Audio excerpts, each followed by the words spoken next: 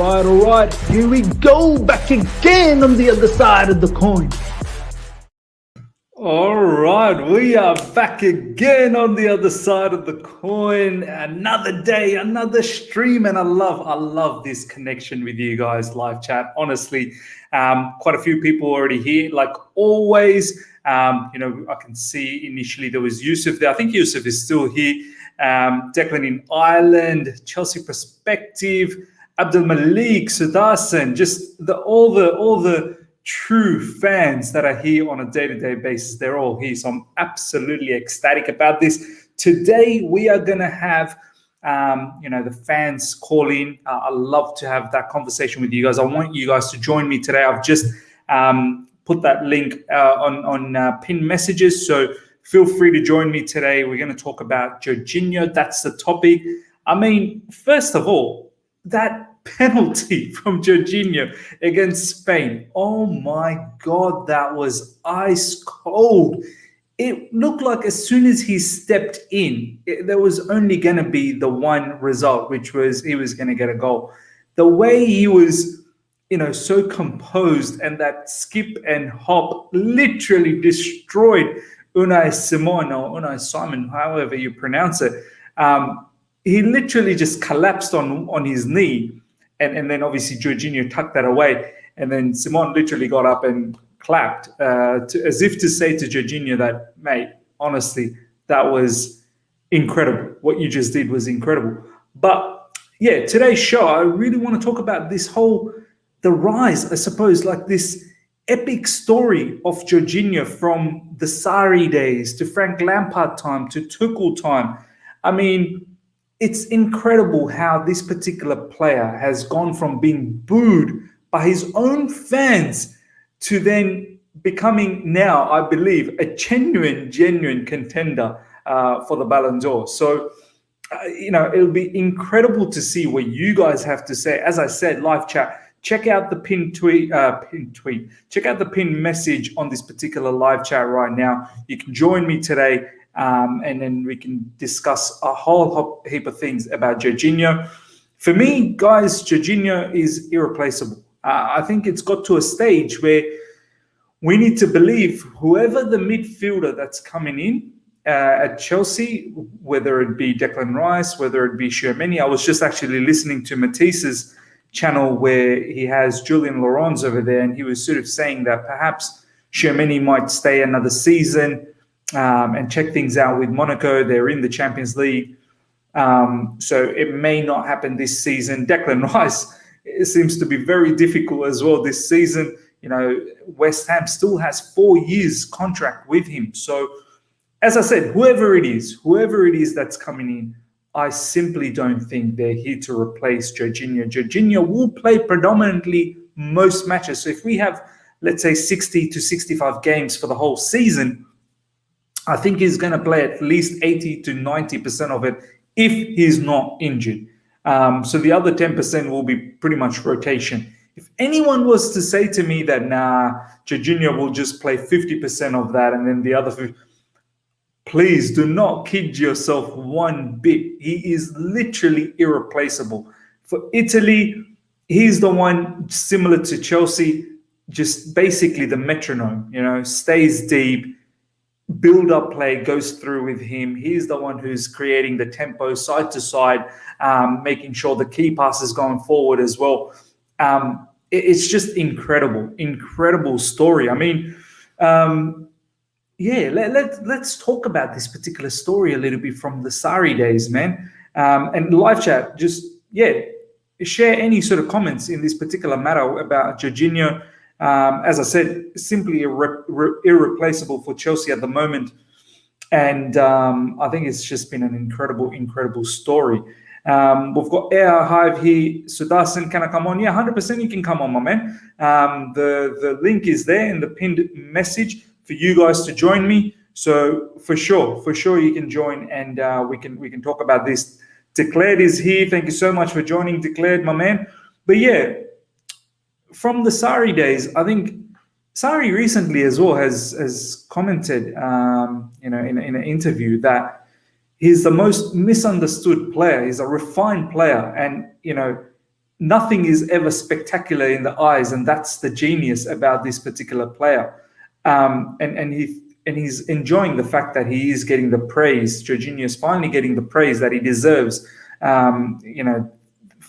This season, especially under Thomas Tuchel. I'm so happy that since Thomas Tuchel came in, that he's taken over. So we will continue with this particular story. I just want to quickly address some of these comments. Quite a few people are on. How you doing, my man? Thank you for joining. As I said, Declared is here as well. Thank you heaps, my man. Declared and everyone else, as I said, the pinned message is there for you guys to join me today. It is a fans show today, so more than happy to talk to you guys about Jorginho, his story, the rise from Sarri days to Frank Lampard to Thomas Tuchel, how he's irreplaceable, I feel, now for Chelsea and for Italy. And is he a genuine Ballon d'Or contender now? So yeah, guys, happy for you guys to join me and talk about this. Hive, he has played lots of forward passes since Tuchel came in the Euros. Yeah, man. I mean, the whole notion about him just playing side to side is not true. Obviously, you have to play side to side at times to move the opposition defense around, to create that, I suppose, that adjustment sometimes from the opposition. To find that pass, you do need to create the movement from side to side so you can move the opposition around, so you can find that gap between the lines, and then you can thread it. You can't always be playing that, forward line breaking pass from the get-go. You do need to move the opposition around. So that's where the side to side passes do come into play. I'm going to bring in Declared, the first caller. Declared, my man, how you doing? Yes. How you doing, Declared? How you doing, bro? I didn't know you throw me in so quick. I thought you were going on a Jorginho rant. Inspirational rants, actually. No rant. Proper talking about Jorginho. And I feel like we do need to speak about this particular player in detail of the madness he's been, done in recent times, not just for club and now for Italy as well. I want to ask you, Declared, I mean, what an incredible story this has been, hasn't it? From way back from the Sarri days, from being booed by his own fans, to then obviously Frank Lampard time, where he was literally in the outer.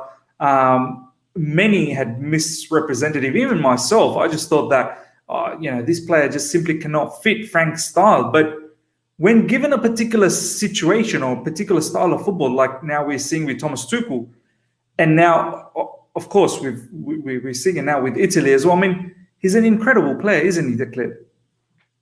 Yeah, and I feel a little bit relieved, or maybe a little bit vindicated in a way, because I've been saying how good this player is for a long time, and people have been calling him trash, and probably misunderstood is the perfect way, because I understood his importance, and I had friends too that call players what he does, and other players that's similar to or similar position, and they bag him about it, because the short passes aren't, people don't like it. But I've even played similar to that role and understand the importance. No way near what he did, but that person, if you look at it in a series of little triangles, how the whole game is done in little triangles of two options. Yeah. He connects everyone. That person in the middle in every team connects everyone. He's like a glue. He's like a glue, isn't he? Yeah, but no, he's the biggest link. Yeah. He's connected from left to right, from defense to front, and most passes go through him, and he can't lose the ball. If he loses it from that position, it's straight on the defense and then goal. So he has the biggest responsibility. He moves the ball. People don't understand the importance. That's why Man City were so keen on him. That's why there's very, very rare few players. Like if you take Jorginho out and you want someone to do the same role, not easy. You're not going to find someone to do it. Do you know what, Declan? I honestly can't think of too many players that does what he does that well. I know Man City got Rodri, but I don't think Rodri is in that same level. No. Busquets was pretty good at it too, and now he Of looks, course, Busquets. even the Yeah. Euros, he looks, shadow himself a little bit too. I mean, he is aging now, isn't he? So Yeah, so that's what I mean. That mind can't keep up with the body. Oh, sorry, the body can't keep up with the mind, yeah. and that's the biggest challenge. And I'm hoping Jorginho can do that. Keep on doing that because we probably need him as long as we can. 100%, man. I mean, that's why I said I think he's irreplaceable. Do you believe in the statement declared that whoever comes in, whatever the midfielder is, I think we are definitely going to get a midfielder. There's no doubt about that with Billy gone. Just say, mate, we're getting Rice. You Okay, know. with know it in your Rice, hearts of hearts. with Declan Rice, let's say he's coming in. I mean, there's no way he's here to replace Jorginho. And I know you're one of those fans that advocates for rotation. I get that, but do you believe that Jorginho will probably, if fit, will play most of the games? So if there's 60, 65 games in a season, he should play close to 80 to 90% of the time if fit, and the other 10% is where you get the rotation. Or do you think, nah, he's literally going to get maybe 50% and the other midfielder comes in and gets 50%? Unless if we play the same, it's what you first said. He's going to play majority of games. I think Tuchel might want a second tactical tactic, setup. Sorry, is what I was meant to say. Like the thing with Rice, I'm probably just laughing at how much people are hating it and how much he's a Chelsea player. I think I'm enjoying the whole thing about it. It's making me laugh. But I follow the thing with me to really give you a clear picture how I look at it and how I've been thinking is because I was interested in Tuchel when he took over Klopp because I was pretty convinced that Dortmund were done. Yeah. At Dortmund were on a down because they almost got relegated in that year they sacked Klopp. Yeah. Right? Yeah. They lost all their players and I found it astounding that they were selling it to their rivals as well. To Bayern, Lewandowski, everyone. Goretzka as well during that time, I think. It might have been Goretzka, what his name is, G-O-T-Z-E. Yeah, the short play. yeah. Oh, yeah, I forgot his name too. But yeah, they were just constantly selling their best players. There was no one left, and I really felt because they hit such peaks. It was amazing to watch, great football, and I thought they were done. Now Tuchel came in, and then I saw them playing great football again, but they weren't playing the way we did. Yeah. Right. And so he was playing kind of like Klopp, but not as direct, a bit more possession, very high press, high attacking, and that was the go. But then when he went to PSG, is what kind of intrigued me, is because he became a little bit more pragmatic. Yeah. And that's when and then he had Marquinhos play the DM role, but it also became like a back three. He convinced that thing what he did with Cho about right wing back is what he convinced Neymar to do in the Champions League, which kind of helped them win the semi-finals. He actually got Neymar to play a wing back role, what Hudson-Odoi did for us, right? That's where that came from. So there's a lot of similarities. So it made me think that does Tuchel want a player, which is maybe why Rice's name is thrown in it, to do what Marquinhos did at PSG? Is that the balance from not playing three in the back and playing, like a 4-3-3 kind almost? The four. Yeah. Does he want an adjustable? Because Rice isn't replacing Jorginho. That tactical flexibility. Because we've seen now with England, Rice is the deepest player. And obviously they've been generally playing four at the back. So I think that's probably what has been interested Tuchel to pursue that. The avenue of Rice is because he can play another additional attacker, I suppose. Yeah, because I think Tuchel likes his tools. Yeah. I don't think Tuchel is necessarily looking exact like for likes. I think he likes the different tools. So in a certain game, he can say, I can use this player like this, and so on. But then we come back to your first point about Jorginho. Well, will Jorginho have to fit in every game? And maybe that's the case, yes. And I was hoping that Gilmour is groomed to be the next Jorginho. Yeah. Because if Jorginho doesn't play, I don't think our other sixes can do it.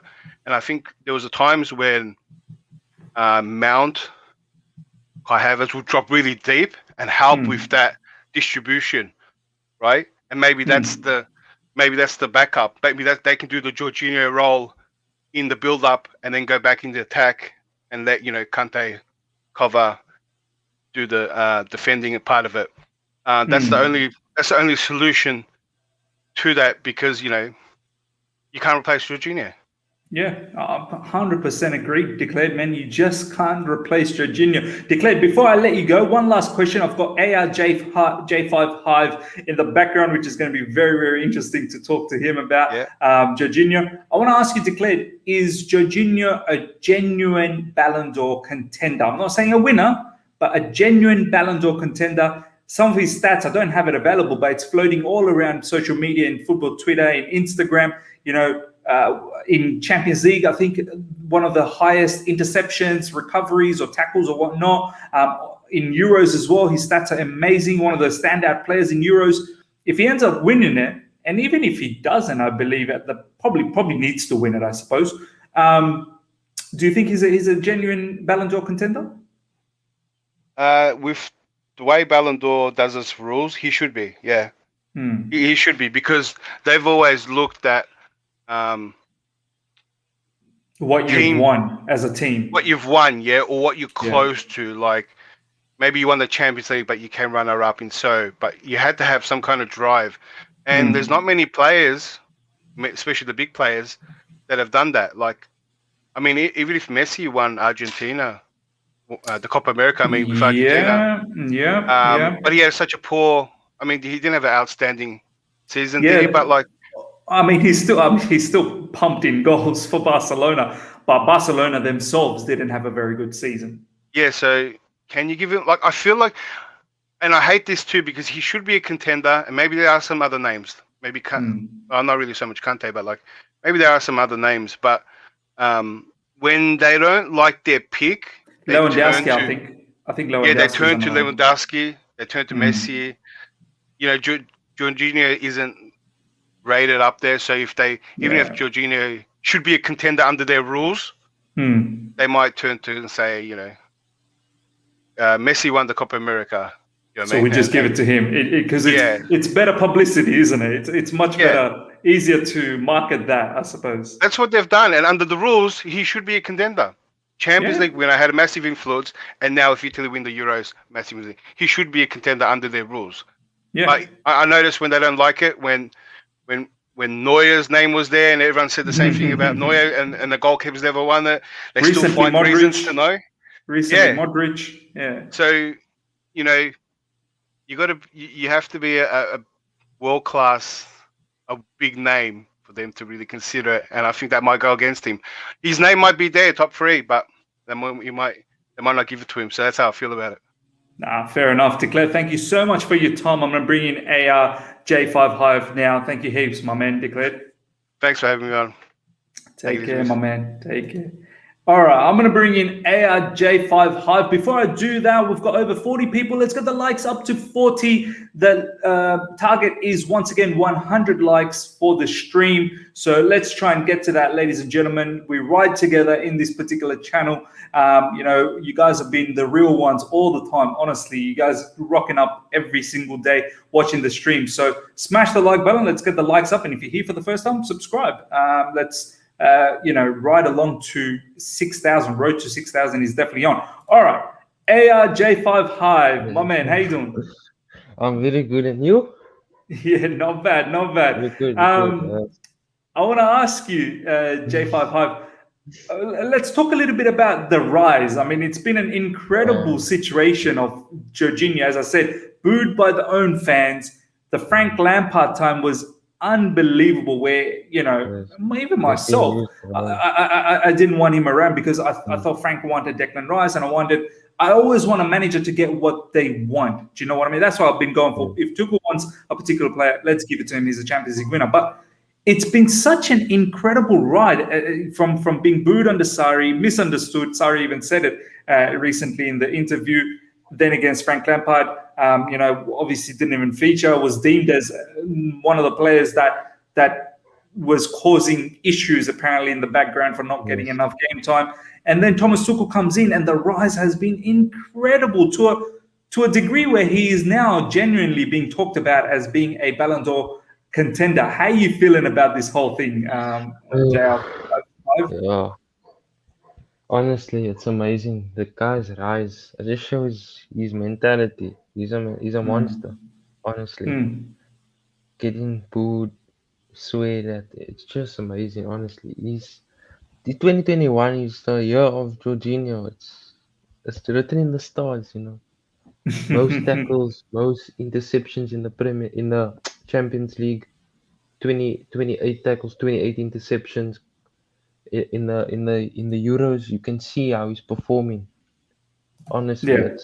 it's I don't have any words. The way he rise, it's untouchable. Honestly, Mm. oh, he didn't even have the best game last night, but yeah, he showed his class with the penalty. He still had Oh, the how it just filthy was shows. that penalty, Yeah, man? How yeah, filthy was that penalty? He just yeah, literally the keeper got up and was clapping that yeah, man, you are yeah, too good. You are yeah, literally too. Apparently, yeah. this keeper has been touted to be a very good penalty stopper. Yes, yes, that's true. Man, it's Yeah, but incredible. yeah, and the funny thing is that he could win the Super Cup and the FIFA Club World Cup before the Euros, before the Ballon d'Or, sorry, takes place. Hmm. So honestly, he should be in the running, at least top 10, I would say. Yeah, yeah. Honestly, at I least top def, 10, I think. yeah, I would definitely say he would Mm, have to be. He would have to Yeah, be. In at least the top yeah, 10, as you said. and yeah, and Yeah, it's go on, gotten to man. the point, and it's gotten to the point where if I'm looking at midfielders now, is he up there, top five midfielders in the world at this moment, top three? Like it's gotten to a point where you know, like I never thought I would be saying this. I think And we yeah, have to say yeah, he's under a certain system, he is definitely one of the top midfielders out there. It depends. It really depends on how you play. If you yes, don't play in the manner where you want to build up from the back, like if you want to play counter-attacking football, mm, I don't know whether he fits in as one of yeah, the top midfielders there. But if you want to yeah, play build-up play, possession-based football, uh, yeah. I find it very difficult to think about Yeah. who else is better out there. If only he was a little bit faster and more physical, he would Hmm. be he would be the full package. That's just the only because this nonsense about he doesn't play forward passes and he can't he can't play diagonals. He's done it. He's showing it this whole year that he can. Hmm. And what's the other thing? I can't even think now what I'm supposed to be saying now. Yeah, it's just I can't believe we're saying Jorginho is up there. It just shows his mentality, honestly. No, 100%, man, Yeah, 100%. it just shows his own mentality. That's literally Brilliant. all. It's amazing, No, brilliant, honestly. Yeah. brilliant. He's had a better season than Luka Modric, Toni Kroos. Hmm. He's had top midfielders. He's had a better season than them. Even Kimmich, and it's amazing, honestly. 2021, J5, Ballon d'Or. It's written There in the you go. stars. It's written in the stars. It's written in the stars. Brilliant. All right, my man. Yes, Thank you so yes, much for your time. I'm going to bring in Victor. I hope yes, you no can still problem. stick around and enjoy the stream. All Yes, right. yes. Thank you, Miss. Take care, man. Take care. All right, I'm going to bring in Victor. Before I do that, ladies and gentlemen, please check out the pinned message today. If you want to join, it's the fans show today. I want to hear from you guys what you have to say about Jorginho. Do you really think he's a genuine Ballon d'Or winner? Ballon d'Or contender. And also, the incredible story of Jorginho, I suppose, since he's joined Chelsea. What you think about that, his mentality, monster mentality is what everyone's sort of been talking about. Let's bring in Victor. Victor, my man, how you doing? I'm good. I'm good. I'm a bit tired. I'm a bit jet lagged, but I'm good. Jet lag. Where have you been? I just came. I'm Lagos right now. Oh wow, Yeah. that's incredible, man. That's incredible. Firstly, I want to ask you: did you get to see that penalty from Jorginho against Yeah. Spain? I I mean, watched the whole Italy game. He didn't play too well, but that penalty yeah. is just his confidence. You could tell his confidence was off. Was like high. His confidence was very high. From the way he walked up, and it was like he had no pressure on him at all.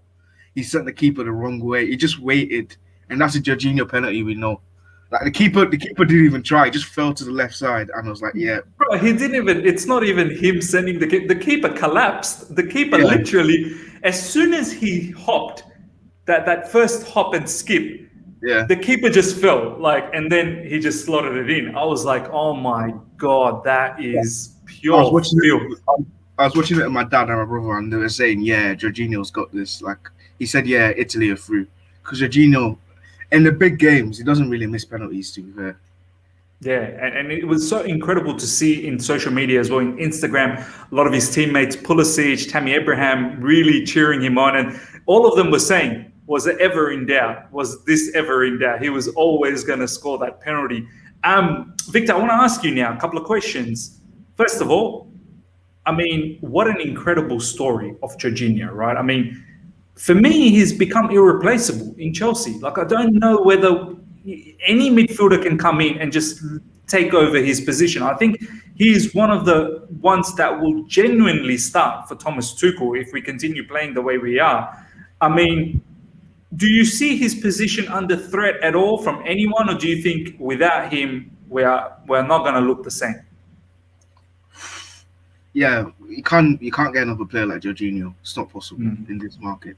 I don't think there's anyone. Maybe maybe you can coach Gilmore to be like Jorginho, but I don't think there's any player in this market like Jorginho. We literally have the two most unique midfielders in our team. I don't know why we want to let them go.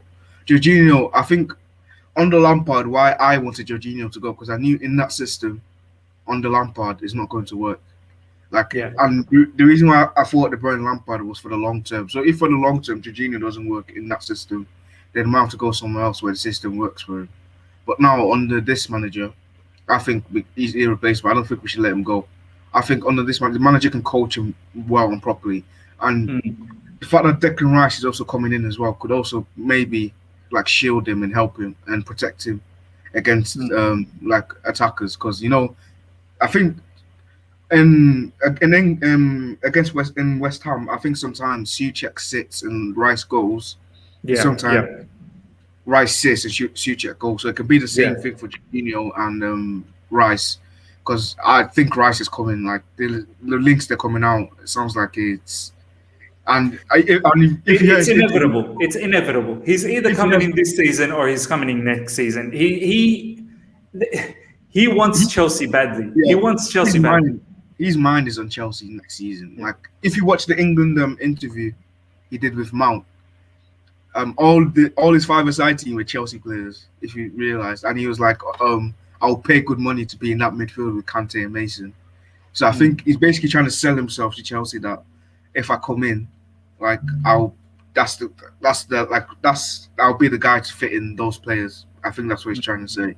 So I think him and Rice, or him and Kante, him and Kovacic, Jorginho is vital to that team, in my opinion. Yeah, man. Look, that's why I feel like he's definitely irreplaceable.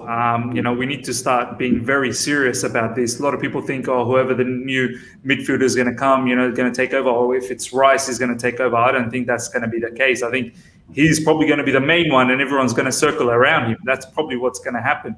And he can't play every game, so obviously they'll switch. Of course, but I think he'll play majority of the games if he's fit. I think if he's fit, he will play majority of the games, and then whenever he needs a break here and there, by all means he'll get that break. Victor, I've got Ralph here saying, please, Jorginho is playing well, but let's not do this. He's talking about the Ballon d'Or. I want to ask you, is he at least a Ballon d'Or contender? I'm not saying go out there and win it, but in your opinion, do you think he at least deserves to be a contender? I think right now, I think him and Kante are definitely in the top 10. But top 3, I don't think so. I think it'll be Lewandowski. I think Kante, the hype around him, I think Kante might sneak in. And there's no one else I think that can come in. Maybe Mbappe or Mbappe didn't have a great of the season as well. So the Ballon d'Or contender this season is quite slim. But I don't think, even if it's that slim, I don't think Jorginho will make the top 3. Definitely, maybe top 10 players in the world. Like in your opinion, who would be the top 3? Who you got penciled down for your top 3 for Ballon d'Or? Lewandowski. Stats wise, Karim Benzema had a good season.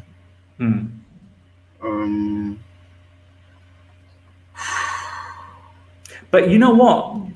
Generally, Ballon d'Or winners, they end up winning something, don't they? Like as a team, they have something, a title. I'm thinking, so previously I had, I think it might have been declared, who said that Messi obviously with Argentina, if he can get the Copa America, if he does that, yeah.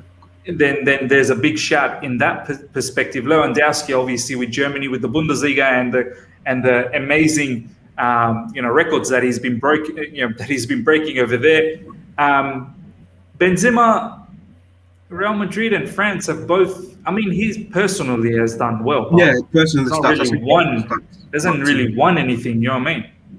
Maybe Kante come in third. I think Kante will probably be high up there. Yeah, Kante should be high up there. I mean, he was instrumental for us in the Champions League run. Was it 3 back-to-back man of the matches as well on the way to winning the Champions League? Yeah, the 2 semi-finals and the final. Yeah, and it's just if France had won the Euros, I think he was a shoo-in. Shoo-in. Yeah, he would have definitely won the Ballon d'Or, 100%. He would have. Ronaldo did the same thing. Remember, he won the Euros after winning the Champions League, and he just went straight to the Ballon d'Or. Yeah, 100%.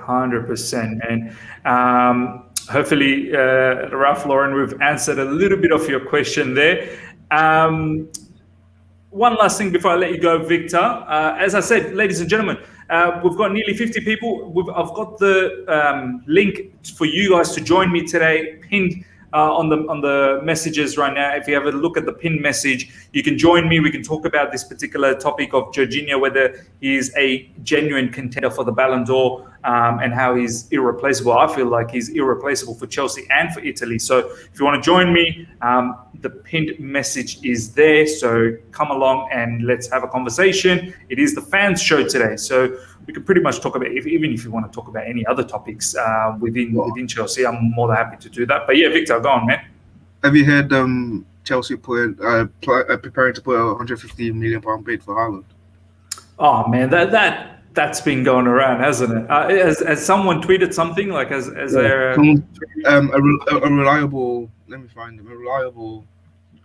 Tell me who it is. Let me bring it up. It's on 90 Minutes Football Twitter. So 90 Minutes Football. Are they like one of the people that do all these transfer news stuff? Yeah, they're quite reliable. They broke the Ramos. I think they broke the Ramos before Fabrizio broke the Ramos. Is it their latest tweet? Oh, here we go. Yeah. Exclusive 90 minutes. All right. Let's just bring this up. Let's see if, ladies and gentlemen, let's have this up. There you go.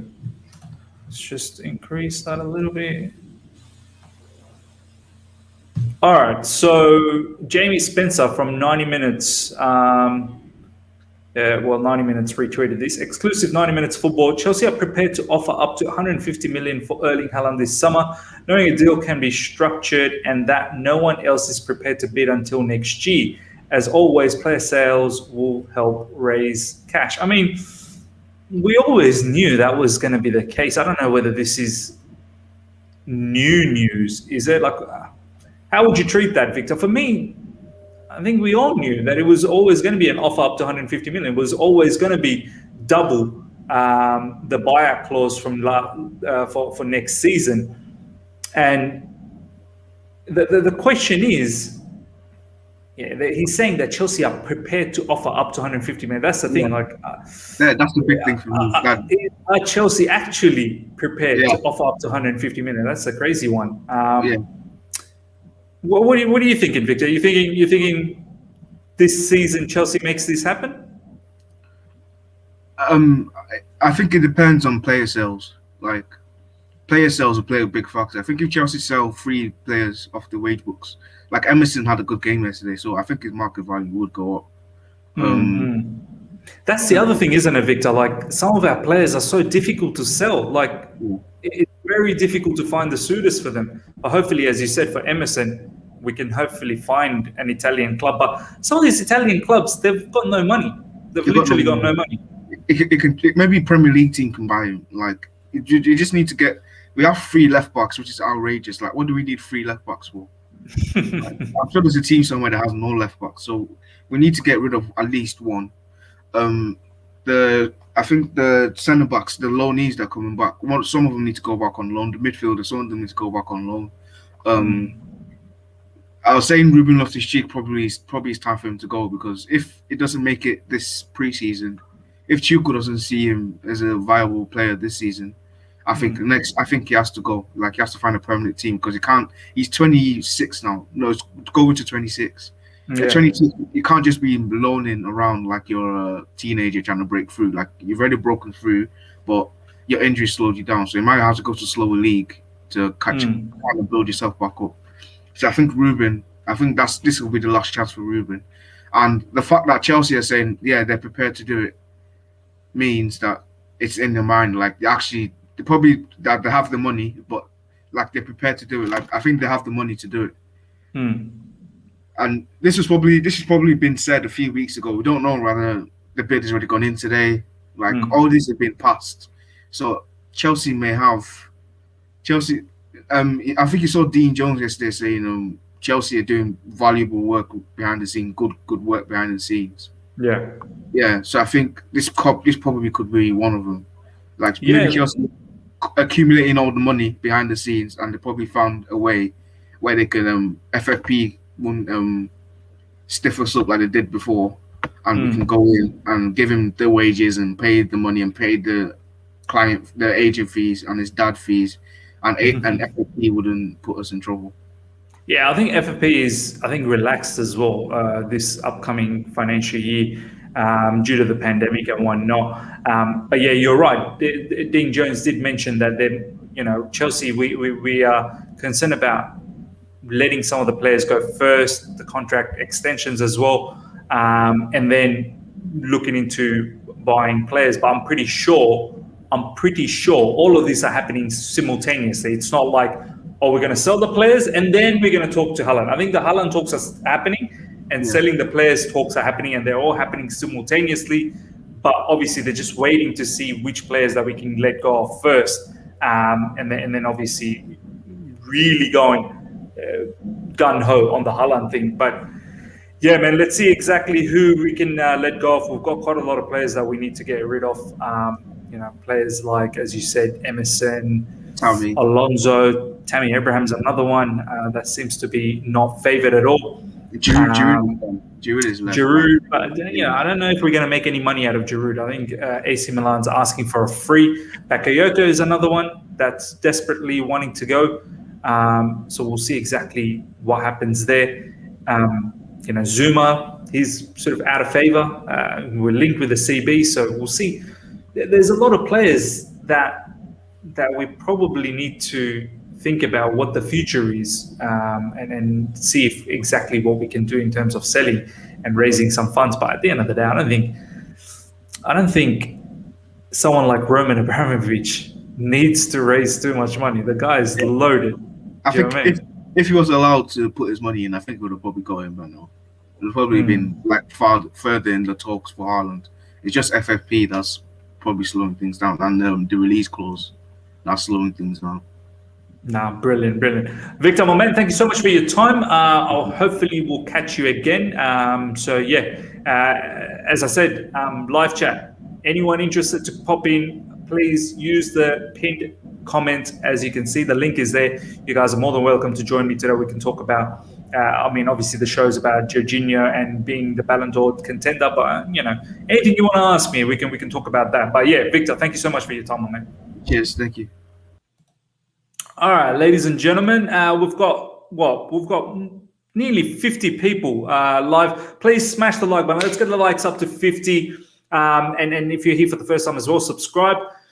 Yeah, going back to the whole Jorginho case, I mean, I feel like so many players in that same situation would have crumbled. So would have crumbled for Chelsea. We've seen what has happened to Alvaro Morata when he was part of Chelsea, when he wasn't banging in the goals. And it was really difficult. One, he was probably not showing the right sort of attitude. And then once you don't show that, the fans then get really, really against you. And then if you can't handle that, then it's one way down, very, very quick going south. But Jorginho, I remember, from I've got Roll the Dice in the background. Roll the Dice, just hanging there, man. I will bring you in very, very soon. I just want to quickly just say something about Jorginho, then I'm going to bring you in. But yeah, Jorginho, the kind of abuse that he's had to face under Chelsea, he simply has not crumbled. He rose up to the challenge, and now we're looking at possibly a Ballon d'Or contendership for Jorginho. And Champions League winner already. He's won the Europa League with us. Now he's one game away from winning the Euros for Italy. It's immense. I mean, the guy is undroppable for both Italy and for Chelsea. It was immense for us for the Champions League. Yeah, he's had a few bad games last season under Thomas Tuchel, but overall he's been incredible. He's been incredible. And for Italy as well, it's been sensational. Against Spain, obviously Spain played really well. They pressed and counter-pressed really well. Probably wasn't the greatest match for Jorginho, but nonetheless, the tournament overall, it's been fantastic for Jorginho, and that penalty right at the end against Unai Simon. Wow. I'm going to bring in Roll the Dice. Roll the Dice, my man. How you doing? What's good? How are you? Good, my man. I always love having you on the channel, man. You're so chilled, so relaxed. I love talking to you, my man. Nah, man. I love speaking to you, man. But Brilliant. I was gonna ask you thoughts on Jorginho being the Ballon d'Or for the upcoming. That's what I was about to say. Actually, I'm not gonna lie. I'm gonna be an honest individual here, and I'm not gonna pretend like I've been Jorginho since day one. I'm gonna admit that I've never really, heavily criticized him, but I have been one of those people that have been like, what does he do? What does it?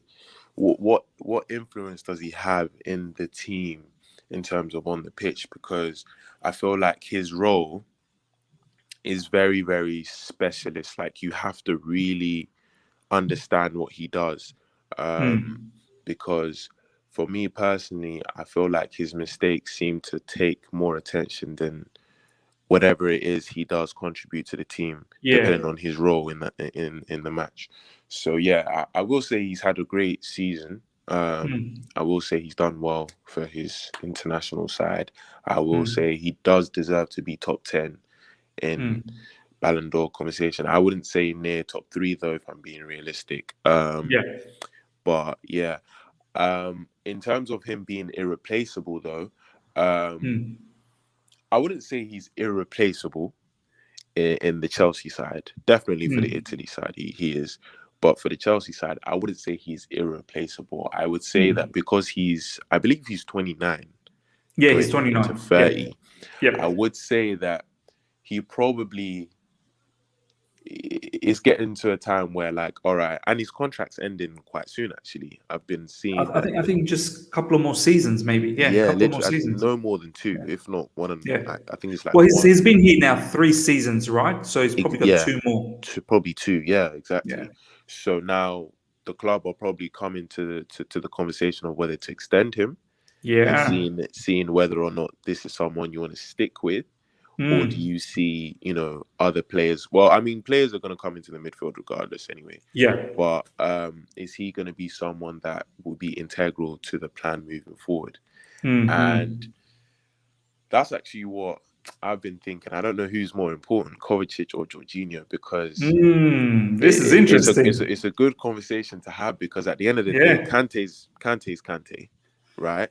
You need that profile. That profile Yeah. is not available, so you need that. Yeah, you need that. So it now becomes who's more important, Kovacic or Jorginho, because the player you're going to bring in, let's just say it's a Declan Rice who's going to be a sitter.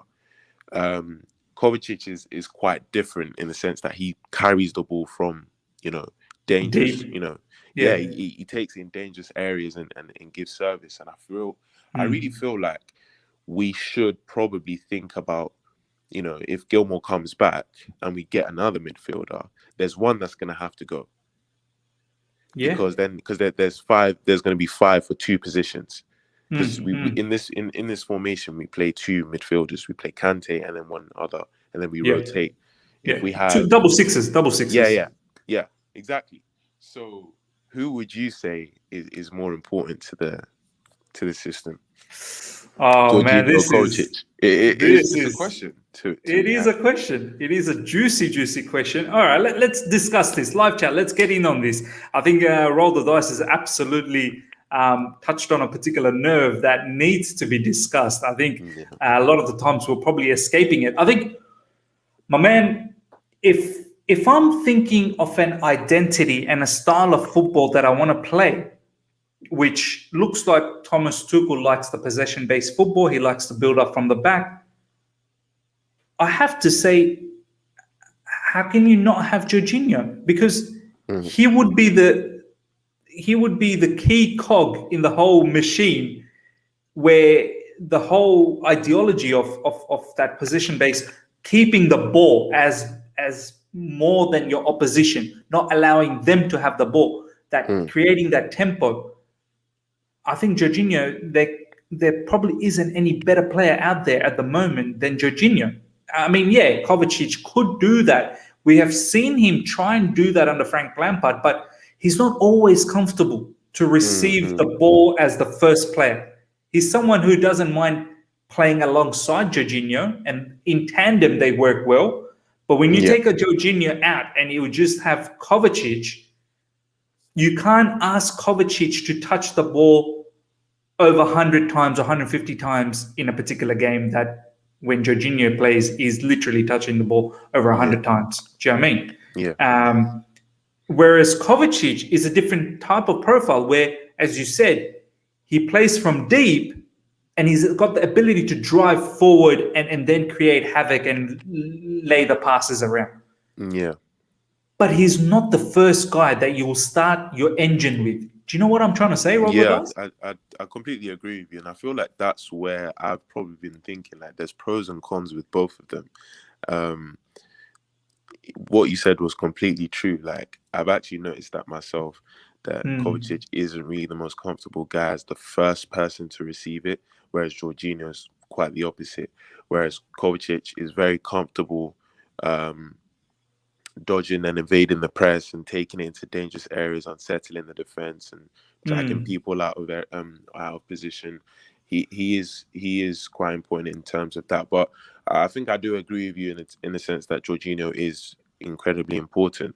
So then I would say that when we get another midfielder, let's just say this season, which I don't know about you. I think maybe we probably have different opinions here. I don't think Declan Rice is going to come this summer. Personally, that's just I don't know. I just don't see Haaland and Rice in the same summer for me. But bro, the whole Declan Rice thing, here's some facts, all right? Let's lay some facts here, roll the dice. Apparently he's got 4 more years left with West Ham. He's got 4 more years left. So the whole power is with West Ham. Like, Declan Rice literally has no power in this. Honestly. Like, he's got 4 years left with West Ham. And West Ham are not going to bend over backwards for us to say, okay, well, I get it. This player loves you guys. He's got history with you guys. His family loves Chelsea. I get all of that. But we're not going to bend over backwards just because he wants that. It's a business. Exactly. You want this player. He's got 4 years left. You're going to have to pay for that 4 years contract. Yeah. You know what I mean? And that's why most of the journalists are saying West Ham want something around 80 million pounds, 80 to 90 million. That's what they want. Yeah.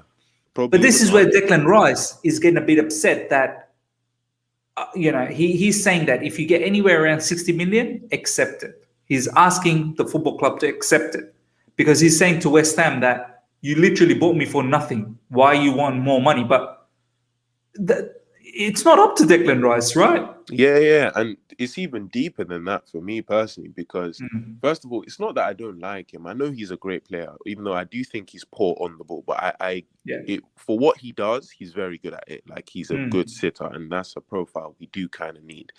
Yeah. However, the things that I don't think. Oh, Andy's a leader. I would like him here as well. We do need natural leaders in our squad. Yes. But the thing is, like you said, 4 more years left on the contract.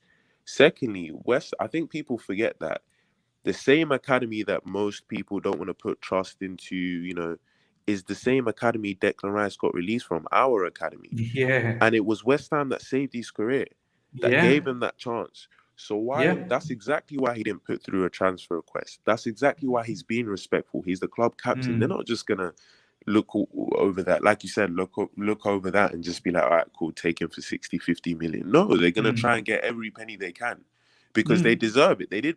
Like, if you see it from a West Ham, they gave him a life, bro. They gave him a life. We might not even know Declan Rice if it wasn't for West Ham. The same way everybody's so quick to dismiss Livramento is the same way you'd be, very quick to dismiss Rice if he didn't go to West Ham. And so I think some people just have to just accept reality, and I do think he will eventually be here, but I just don't think it's going to be this summer. And I think people need to get over that and see some other targets like Tchouameni, and I think even for me, I'm a big fan of both Tchouameni and Camavinga. Like, I think those two, especially, well, actually, I like them both equally. But I think they're incredible talents. And for me personally, I really don't even want to see Man United get Camavinga. It would really, he has to come here. Like, he has to, because I don't know if you've seen a compilation or how he plays, or I saw Julian Laurence speak about him. He's generational. I was just going to say. You're not going to see another player like that, left foot in midfield, someone that can dribble, someone that can pass, someone that can defend, someone at that young age. He's just too... You can't just look over that. And he's going to be cheaper than half the price of Declan Rice. And getting him wouldn't stop you from getting Declan Rice. So I think that's something we should think about. Yeah, man, I absolutely agreed. You're right. I was actually watching Matisse's channel with Julian Lawrence then, how highly he was speaking about Camavinga and Tchouameni as well.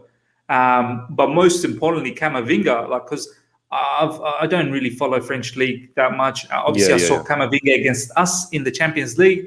But obviously, what can you say over 2 games? Do you know what I mean? Yeah. And it looked like in those 2 games, he probably wasn't that great. But it's too harsh to judge someone over 2 games.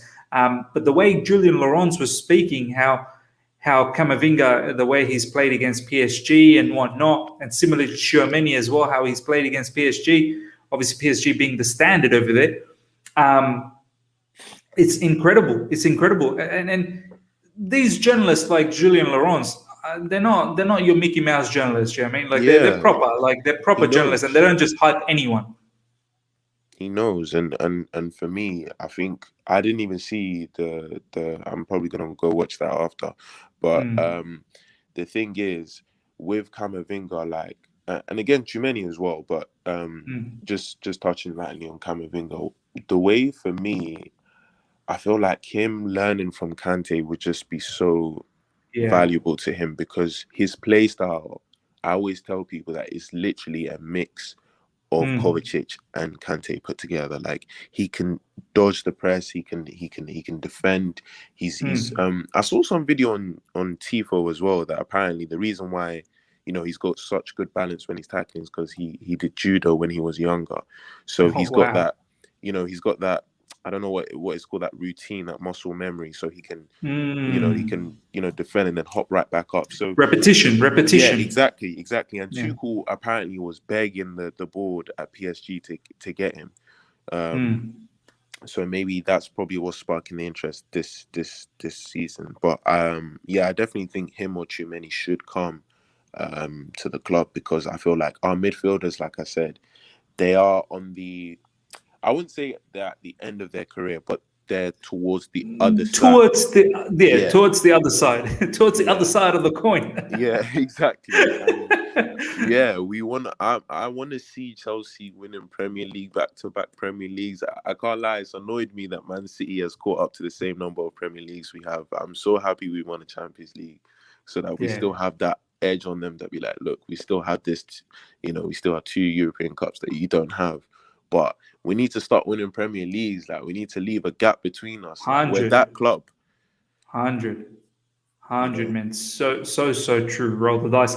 Roll the dice. Thank you so much for your time, my man. I'm going to bring you Jules, because I'm buzzing to talk to Jules. Is just an amazing energy. But roll the dice, as I said, I appreciate all the time you give in this particular channel. I love talking to you. Hope to see you again for sure, my man.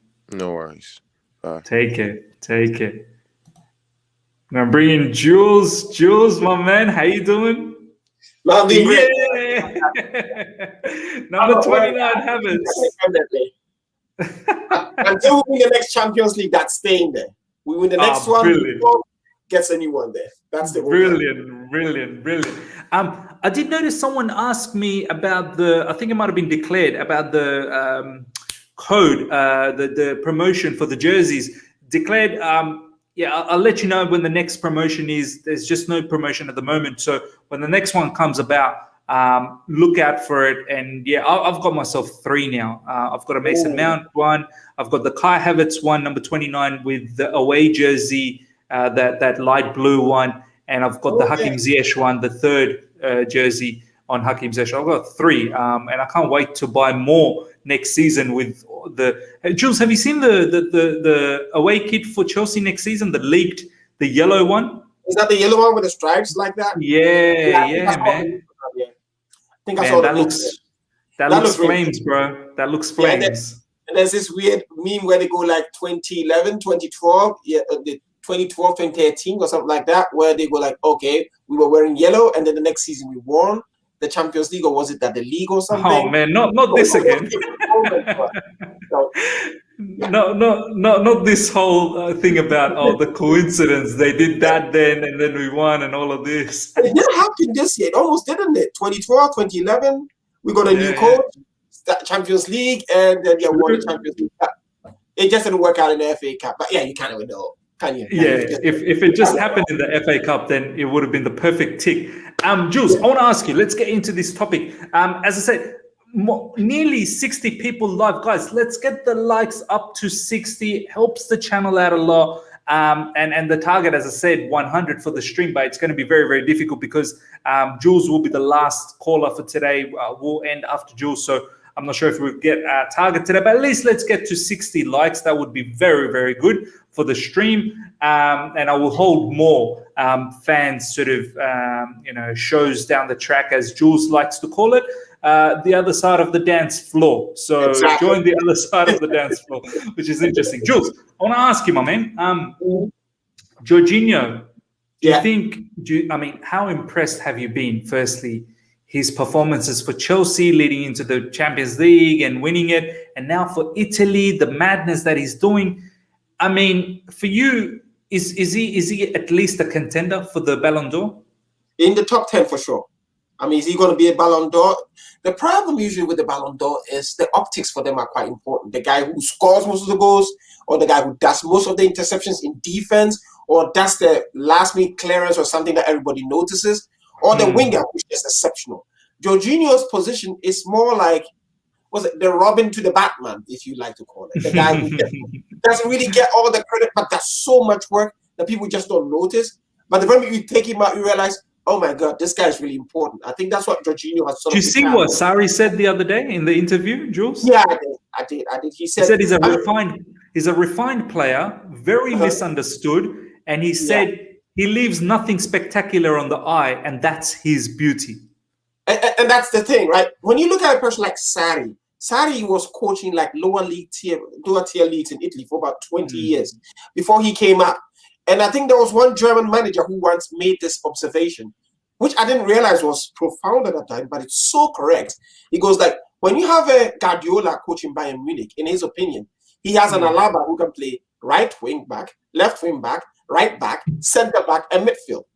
Now, if you have a coach in the lower tier, they notice things much more easily because they go like, okay, this guy is left-footed. I can put him this place and that place because they have players with limited skill sets. So they notice things that people usually don't notice. So Sarri, for example, who was actually worked in the lower tiers of football before coming up, he sees a Jorginho and he goes like, this guy may not be a tough tackler. He may not be like a guy who shoots from range or something. But these more things that he does, like the passing, the interception, the way he reads the game, it's just class. His vision is amazing. And that's the thing, because it's not a lot of coaches that are able to see these things. Which is why when he came to Chelsea before, it was going to take him time for him to adapt. But with Lampard, a lot of us are saying, okay, like Jorginho is a bit of a liability. He's a leader, but maybe we get a Declan Rice and then moving on or stuff like that. But then Tuchel comes in, and all of a sudden, look at the way Kante is playing. Jorginho, and I didn't realize like Jorginho can actually defend really well. Oh, the thing is, man, there are some stats, Jules. There's some stats in the Champions League. Apparently, he's leading the interception stats. He's leading the most completed passes. He's very high up there in tackles as well, and in the Euros as well. Like his stats are crazy, defensive stats. He's incredible. He's really good. Like I'm saying this as a one-time critic of Jorginho. Like at Sarri, I couldn't wait for us to get rid of that guy. Like when Sarri left, it was one of the reasons why I was Sarri out. I mean, I was Sarri out. I mean, now I probably wouldn't be because now I've learned a whole lot more. But I didn't think he was really that good until Tuchel came in. Even under Lampard, you could see flashes of it. And you realize that he was a leader for sure. But then under Tuchel, like, it was a completely different player. And players in those positions will make mistakes. And I think that's one of the things that our fan base really needs to get adjusted to. Like, players are not perfect. They will make mistakes from time to time. And when they do, we just like, maybe we can just cuss a little bit and then we can move on. Because that happens. But like Jorginho is class. And top 10 for sure. I think the problem with the top 3 is, again, because people don't really notice what he does. Right? Again, a winger. He doesn't bang in the goals. He doesn't. Although I think he's joint top scorer or he's top scorer for Chelsea. Mostly penalties, isn't it? Yeah, but that also is a suggestion of how all around the Chelsea team has become, doesn't it? So basically, everybody can be a threat in the team. So it's not necessarily a very bad thing. It would even be better if we could get a striker. #Haaland. That's. He's class. I have no doubt in my mind now. Like after Tuchel came in, saw a few games, and I'm like, my God, what was I on about? And like I said, I was Jorginho out, but I've just eaten a humble pie. I've just accepted it. You know what? I have to admit as well, under Frank Lampard, I wasn't the greatest fan of Jorginho because I'm more of the advocate of whatever the manager wants. So he wanted Rice, so let's get Rice because then only we can see the best because that's what he wants. That's why I'm the same once again with Thomas Tuchel. What does he want? He's the Champions League winner. He's wanting Haaland. Let's get Haaland. He's wanting, let's say Declan Rice. We'll just get Declan Rice. I mean, whatever he's asking for. That's also the other thing as well, right? Clubs have to be very careful the way they invest, right? Because they know coaches coming out, right? So that's think about it. That's the thing. And I think that's really the change. The major change that's happened in football for the past 15 years. So that's why a lot of clubs get a director of football to work with the coach. Then the question becomes, who do you want? This guy. Why do you want him? Okay, because he can do this, he can do that, he can do that. And then the club go like, okay, then maybe we should get this because maybe it's cheaper. And then if we get rid of you and we brought in another manager, then maybe they can still play. Yeah, because players are so expensive these days, right? You don't want to buy a player just because the manager wants him. Especially when Frank's position was a bit shaky, even from the beginning, which was a bit unfortunate, but it's a successful team. We need to win trophies. And if it's not going to happen, it's not going to happen, is it?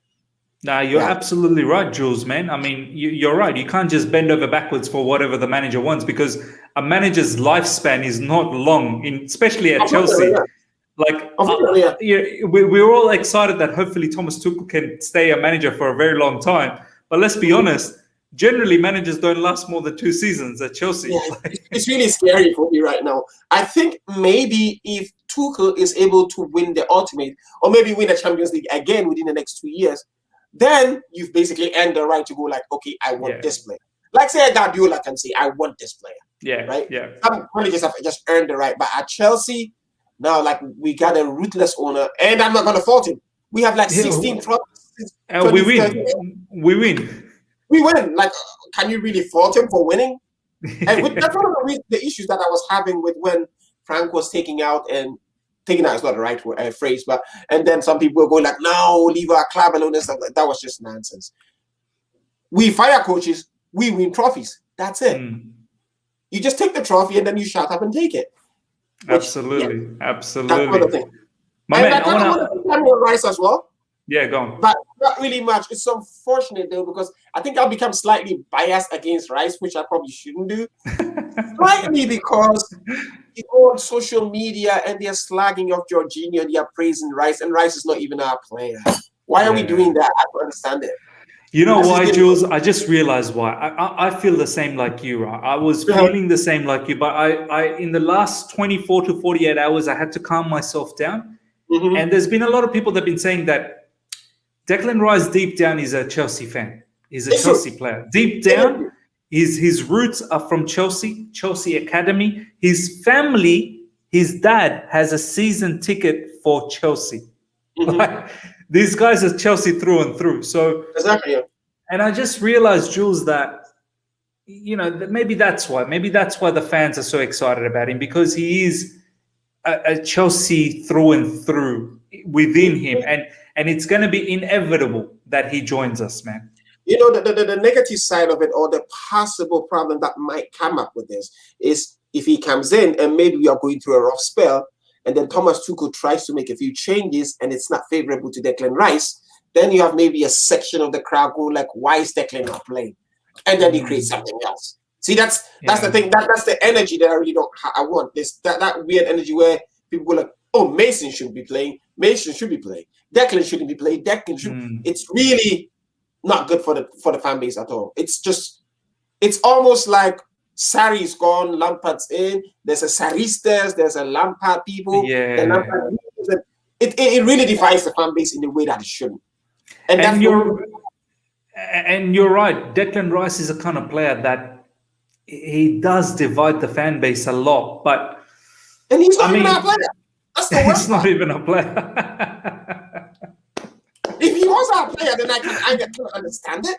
But he's not even our player. So, like, I started thinking, especially after Lampard came and went, like, he's a Chelsea through and through, came in, didn't work out, he left, and the fan base was incredibly divided over it, right?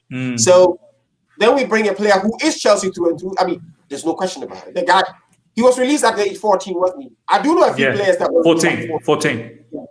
Yeah, before they give him the schoolboy contract. It's so competitive in the Chelsea academy. Like, I know Nketiah was released at 14 from Chelsea as well. Oh, that's wow. Yeah, he was. I kind of know the family. Yeah, so that's how these things happen. Yeah. So, unfortunately, it kind of creates a sad thing in my mouth, which sometimes I don't really want anybody who's been associated, who's that strongly linked to Chelsea from fundamentals to be back, because it just divides the fan base in the way it shouldn't. Yeah. But that's it. Let's give Tuchel what he wants. And I like Tchouaméni. I have to be honest with that. I mean, Tchouaméni's stocks are absolutely high. I don't know if Matisse on his channel just a moment ago had Julian Laurence there, and he was talking up Tchouaméni a lot. Monaco, is he at Monaco, isn't he? Yeah, he's at Monaco. But Julian Laurence was saying that perhaps he may stay for one more season to continue his development in Monaco. Monaco's in the Champions League, so he might want to play the Champions League with them for one more season. But I guess the risk you have is if he has an amazing season, one more season again with Monaco, you're not going to pay the 30-40 million. Now you're paying 60-70 million. Do you know what I mean? More people are coming in. That's one. The other side of it is if you're not careful and you buy him, then you might have a repeat of a Bakayoko, because he was also really good at Monaco when we got him. Yeah. Club too. Yeah. But the thing with this one is where apparently, not apparently, I've actually seen the quote. Cesc Fabregas absolutely rates him. He was saying that Tchouaméni can play anywhere in midfield, and he is fantastic. He's fantastic. For a 21-year-old, that's really impressive. He's really good. Julian Laurent was saying that yes, Mbappe won the French League Player of the Season, and Tchouaméni won the Young Player, but he was saying that Tchouaméni's probably very close to winning the French Player of the Year. I mean, Mbappe just won it right at the end. You know what I mean? So that's incredible. It's the same thing we were talking before. Mbappe scores goals, makes runs, so people notice him more. Yeah. Whereas people like Tchouaméni are again like the Robin to the Batman, so they do a lot of that people don't notice. So you're more inclined to go with a guy who just scored that goal, did that weird celebration. Like it's more memorable. It's more memorable. Yeah, exactly. That's it. Yeah, but he's a decent player that will fit into Chelsea perfectly, I think. How does that happen? Is it when we play 4-3-3, or is it maybe one person in the middle? Well, if it's a double six, he would probably can partner with anyone. He could sit deep. This is what Julian Laurent was saying. He can play deep. Someone who can just be a sitter. He can be the number 8, what Kante kind of does. So he can pretty much do anything in midfield. So he can link up with Jorginho being the register. He can link up with Kante. He can link up with Kovacic. Man, it kind of makes sense with Tchouaméni with the price. The thing with Declan Rice, West Ham holds all the cards, man. They hold all the cards. He's got 4 years with West Ham, man. He's got 4 years left. So that's a lot. That's why West Ham wants all the money. That's why West Ham wants 80 million. And you can't blame them, right? It's their player. How can you blame them? That's their player. And they know they have an asset in Declan Rice. So, when teams like Dortmund are selling Sancho, and Sancho's a fantastic player, but like selling him for 85, 90 million, Haaland for 150 million. West Ham, they see that he's an asset that a lot of teams want. That's why they want to have a high price. But man, before we wrap things up, I want to ask you one final question before we finish things. Guys, literally, we've still got more than 60 people. Let's get the likes up to 60. We're on 44 likes. Let's get the likes to at least 60 likes before we end things up. Let's make that the target for this particular stream. Jules, I want to ask you, do you think Jorginho is irreplaceable for us? I mean, obviously, he's irreplaceable for Italy. But do you feel he's too important for us next season that whoever does come in, let's say Declan Rice comes in, it's not going to be that he replaces Jorginho, that Jorginho still will have a lot of games to play. And there will be certain games where Declan Rice definitely will feature, and there are certain games where he'll feature with Jorginho, but Jorginho should play most of the games, right? He will do. He will do. I have no doubt in my mind about it. Like I said, the leadership that he brings in, the defensive qualities, the way he links up the play, of course he's going to play. We have like 5 tournaments. That's how much we're trying to access, right? 5 tournaments. He will definitely play a lot of games. The majority, I don't know. It will depend on a lot of things. Injuries coming, injuries and whatnot. Kovacic might actually improve his defensive stats. And then when Kovacic does that, he's really good. Kovacic has the ability to drive, doesn't he? So if that also comes in, then it's a different thing altogether. But I have no doubt in my mind, whatever additional midfielder we bring in, all 4, Jorginho, Kovacic, Kante, and whoever we bring in, they're all going to be playing a lot of games. What I'm wondering is why we're going to set up. Are we still going to set up with 3 at the back, or are we going to start with 4 at the back? Because as far as I'm aware, Tuchel in the past, definitely in Dortmund was playing a lot more 4 at the back. And PSG too. But I think one of the reasons why he did the 3 at the back when he came to Chelsea was he just came in, realized we were shipping way too many goals, and just had to change something. And he saw the characteristics of the players, and they all suit the 3 at the back. I think with Thomas Tuchel, the reason why I feel like we are getting linked with someone like Declan Rice is, if you notice for England, when England plays 4 at the back, Declan plays as the lone DM at the back and then allows Calvin Phillips to go up and down the pitch, right? So he's probably noticed that if Chelsea do want to switch at the 4 at the back and have someone be a sitter, then he thinks Declan Rice has the discipline to do that. Do you know what I mean? And then that would mean we can have an extra attacker. Do you know what I mean? That actually means we can actually play proper wingers as well, right? Then you can have your Ziyech coming, then you can have your Hudson-Odoi coming. in addition to the midfielders, that's your mount. Exactly. So it kind of gives you more options. Yeah, so that, tactical flexibility. Yeah, that's actually more helpful, yeah. But I still think Jorginho will be an important player for Thomas Tuchel. Sure. I think if you want to control the match, possession-based, if you want to hold the ball and not allow the opposition to get the ball at all, I don't think Declan Rice is the player then. Do you know what I mean? I don't think he's the player that can string and be the metronome in the middle and just, keep playing the passes, the one-touch passes. Imagine someone like, I don't know, like a Liverpool, and you don't want them to have the ball too much. You want us to have the ball. I don't know if Declan Rice is the profile to do that. Do you know what I mean? Not. But to hold the ball, that will be Jorginho. Again, which is why you need a big squad, right? Different characters to make things work. Yeah. What was it? 2 days ago, 3 days ago, when you were talking about Hudson-Odoi and you were talking about right wing back and all that. And you know what I was thinking? If you're playing a team like a Man City, I don't want Hudson-Odoi at right wing back because Raheem Sterling will eat him alive. There. He'll be exposed. He'll be exposed. Yeah, but if you're playing there Burnley and he has to go against Robbie Brady, I'm all for it. Play Callum Hudson-Odoi. Yeah. Yeah, you remember that game against Burnley? Like Robbie Brady. He couldn't catch him. The coach was like, Robbie, wake up. I know where he is. I just can't catch him. What do you want me to do? Exactly. Right? So that's the thing. It all depends on the opponent. It all depends on what you're trying to do. Sometimes it also depends on the scoreline or whether we have a red card or something, which will happen at some point. Yes. Right? So the whole days of untouchable 11s, those days are over. You want to win the league. You want to win a lot of tournaments. You need different types of players doing different things. Which is why Tchouaméni gives you something different. A Declan Rice will definitely give you something different, equally important. And say your Kante can give you something different, driving. Your Kovacic will give you a dribbling skill. And that's it. That's how you win football games in a team. And even squad players. So like sometimes I push back against someone saying, okay, I don't want this player to be on the bench. I want him to go and then develop a skill. It's 11 players. Everybody can play. A squad player on the bench is as equally important as the person who starts.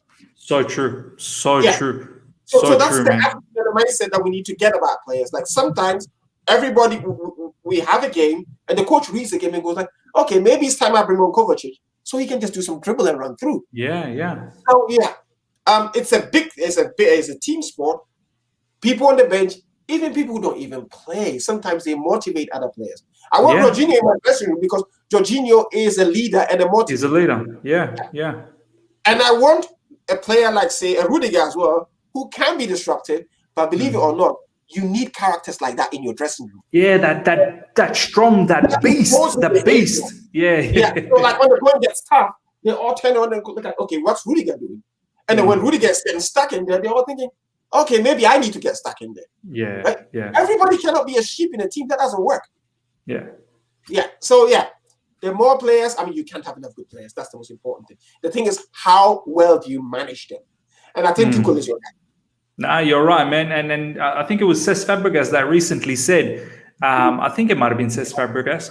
He said that the one reason why England looks really good in the Euros is because their bench is strong. Like they can literally bring in super quality from their bench all the time. So the bench players are very important, as you said, Jules. Very important. And at the end of the day, it's a squad. It's a squad that wins you trophies, not the starting 11.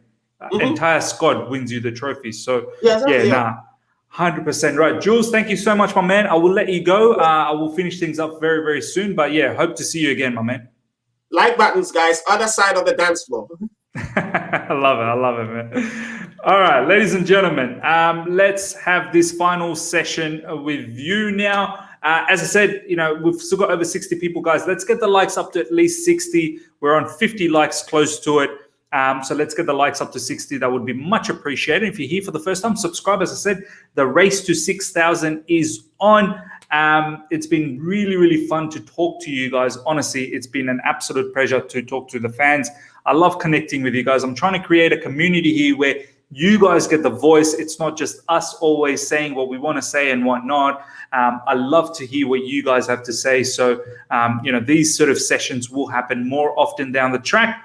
Do look out for, press the bell notification so that you're always informed as to what's coming through from this particular channel. Obviously, England's playing tonight against Denmark. I may possibly have a review after the game, so do look out for that. No promises. We'll see exactly how the game is. If the game is an absolute belter and it's a full-on entertaining game, we may end up having a review post-game. I'm hoping Denmark wins. I don't want England to win it, as much as we've got a lot of Chelsea, players in England, and I wish them all the best of luck against Denmark. But I do want Denmark to win. I've always, for some reason, disliked England in international level, in international football. So, and Denmark obviously has Christensen and the whole emotional story with, Christian Eriksen. And I wish Christensen all the best of luck as well. And I hope Denmark gets this. So do look out for that if I do have a review. And then normal time tomorrow, 11 a.m. UK, roughly around that time, we'll come back and talk about more transfer talks, see what news is developing, or any sort of Chelsea news that's developing. We'll come back and talk about that. So do make sure you join for that. So yeah, guys, until next time, everyone take care, and I'll see you guys around. See you.